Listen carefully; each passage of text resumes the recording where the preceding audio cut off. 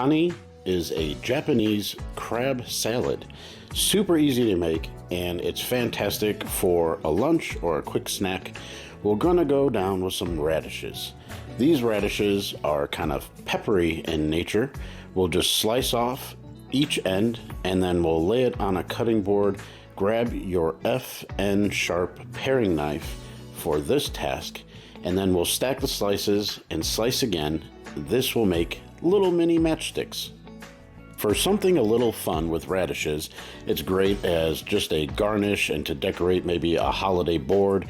We'll slice off each end of a radish, and then just along the sides, we'll cut down about 90% of the way. And then you can go one step further and even slice again on those little flaps, stick into some ice cold water, and you'll have a little radish rose. This carrot, I'm just cutting off each end, and then I'm going to slice diagonally.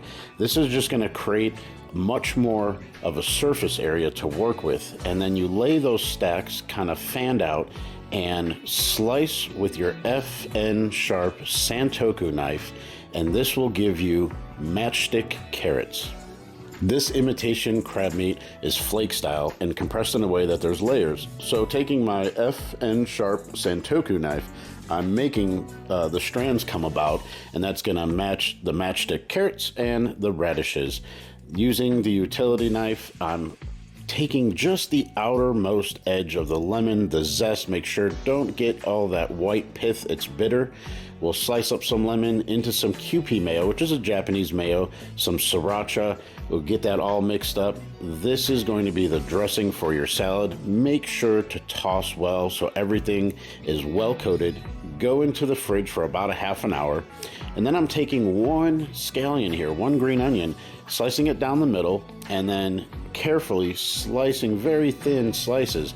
What that's going to do is I'm going to place that into some ice cold water, and it'll curl up. This will give you a nice garnish to finish off on your dish, and dig in.